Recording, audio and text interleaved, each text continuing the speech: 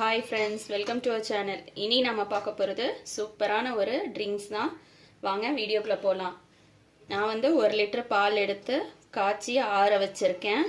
இதில் தேவையான அளவு கொஞ்சம் சீனி போட்டுக்கலாம். சீனி வந்து நிறைய சேர்க்க வேணாம், கொஞ்சமாக சேர்த்தா போதும். 1 லிட்டர் பாலுக்கு 1/2 கப் அளவுக்கு சீனி ஆட் பண்ணிக்கிறேன். சீனி ஆட் பண்ணிவிட்டு நல்லா கலக்கிட்டு காட்டுறேன். இது வந்து பான் ட்ரிங்க்ஸு. இது நல்லாவே இருக்கும் டேஸ்ட்டாக. இதில் வந்து வெத்தலை அப்புறம் குல்ஹந்து எல்லாமே சேர்த்துருப்பாங்க. டேஸ்ட் வந்து நல்லா வாசனையாக இருக்கும், பீடா டேஸ்ட்டு இருக்கும் ஸ்மெல்லும். இப்போது இதில் வந்து ஆறின பாலில் தான் சேர்க்கணும், சூடான பாலில் சேர்க்கக்கூடாது. இது நான் வந்து 1/2 கரண்டி அளவுக்கு சேர்த்துக்கிறேன். இந்த குழிக்கரண்டியால் 1/2 கரண்டி எடுத்திருக்கேன். 1/2 கரண்டி சேர்த்துட்டு ஃபஸ்ட்டு கலக்கிக்கலாம். தேவைப்பட்டுச்சுன்னா மறுபடியும் நம்ம ஆட் பண்ணிக்கலாம்.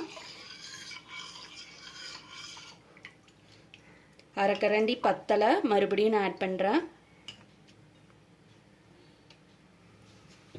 மறுபடியும் ஒரு 1/2 கரண்டி ஆட் பண்ணுறேன். டோட்டலாக 1 கரண்டி ஆட் பண்ணியிருக்கேன்.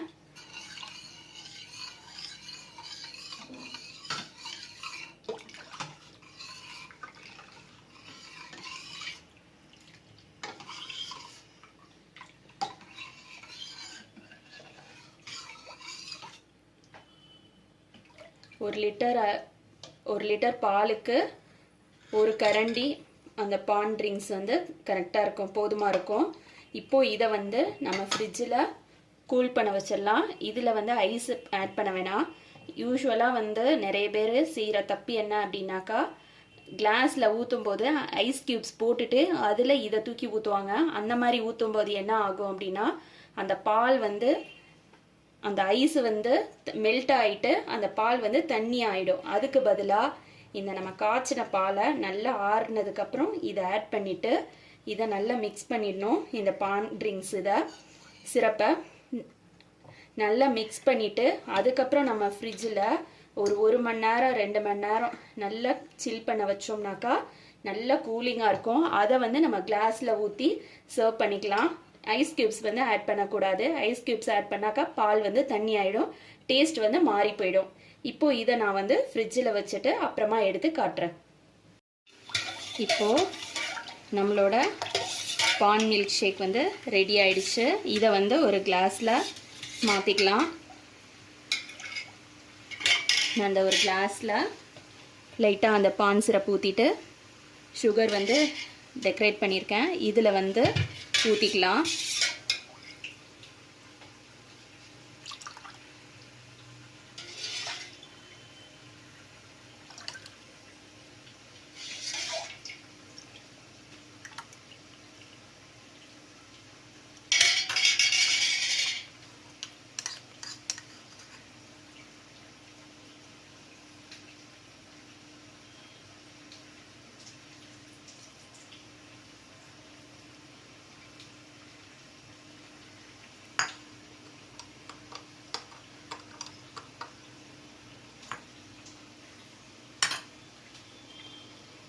யூஸ்வலாக எப்போதும் நம்ம ரோஸ் மில்க்கு, பாதாம் மில்க்கு, பிஸ்தா மில்க் இது மாதிரி தான் குடிப்போம். இது வந்து வித்தியாசமானது.